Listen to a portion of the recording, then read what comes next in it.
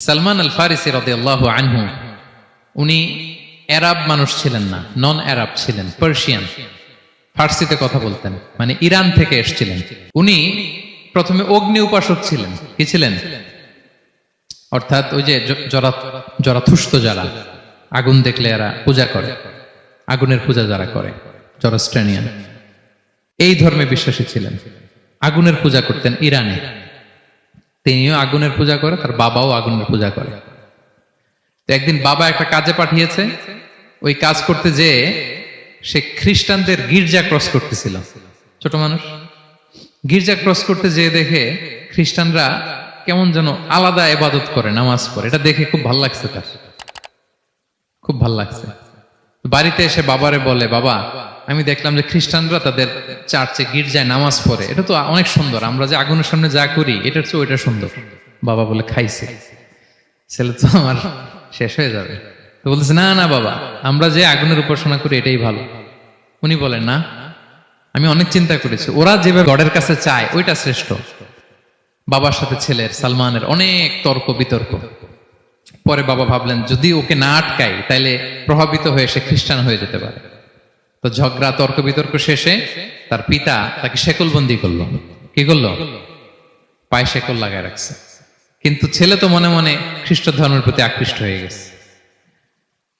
তো ওই খ্রিস্টানরা তার সাথে লুকিয়ে যোগাযোগ করত। সালমান ওই খ্রিস্টানদেরকে বলল যে, তোমাদের খ্রিস্টান ধর্মের উৎপত্তি কোথায়? বলে, সিরিয়াতে। বলতেছে, এখান থেকে কোনো কাফেলা সিরিয়া যাবে নাকি? বলতেছে, হ্যাঁ, মিশনারি ওয়ার্কে একটা কাফেলা আসছে, যাবে। বলতেছে, যেদিন যাবে আমাকে বলবে। তো যেদিন যাবে তাকে এসে বলা হয়েছে তার বাবা নাই, সে শিকল ভেঙে, শিকল সহ ওই কাফেলার সাথে যে জড়িত হয়েছে। দেখেন বিশ্বাস, আদর্শ মানুষকে কিভাবে উজ্জীবিত করে। উনি চলে গেলেন সিরিয়াতে।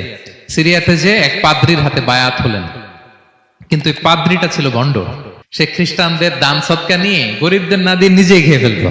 তো বেচারা পড়লো বিপদে, যে হায় রে, এত সুন্দর ধর্ম রে কারাপ্টেড করতেছে সে।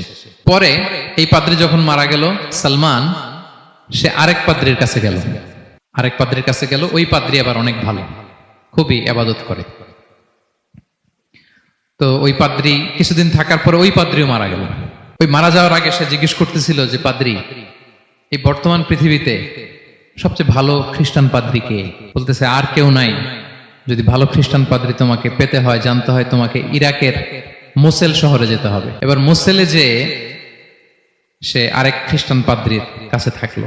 কিছুদিন পরে ওই পাদ্রিও মারা গেল। তো মৃত্যুর আগে তাকে জিজ্ঞেস করছিল যে, পাদ্রি আপনি বলেন তো, আপনার পরে শ্রেষ্ঠ পাদ্রি কে আছে পৃথিবীতে? সে বলতেছে, আমার পরে শ্রেষ্ঠ কোনো পাদ্রি আর পৃথিবীতে নাই। খ্রিস্টান ধর্ম শেষ হয়ে গিয়েছে, নাই। তবে জেনে রেখো, শেষ জামানার নবী আসার সময় ঘনিয়ে এসছে। তিনি যে এলাকায় আসবে, এলাকাটা চারদিকে পাহাড় বেষ্টিত থাকবে। চারদিকে থাকবে পাহাড়, খেজুরের বাগান, মরুদ্যান। তাকে চেনার আলামত আছে। কি আছে? আলামত আছে। এক নম্বর আলামত হচ্ছে, ওই শেষ নবীকে দানের খাবার দিলে তিনি খায় না, কিন্তু উপহার দিলে সে নেয়, খায়। আর তার পিঠে দুই কাঁধের মাঝখানে একটা নবুয়তির মোহর আছে। সুবহানাল্লাহ। যদি পারো তার কাছে যে বায়াত হও। সালমান আল ফারিসি পাগল হয়ে গেছে ওনার সন্ধান পাওয়ার জন্য। কিভাবে যাবে, কিভাবে যাবে? তো উনি কিছু ছাগল পালতেন। একটা কাফেলা তিনি পেলেন, যে কাফেলা আরব কাফেলা, বনু কালবের কাফেলা, আরব দেশে যাচ্ছে। তাদের সাথে তিনি চুক্তি করলেন যে, আমার যত ছাগল আছে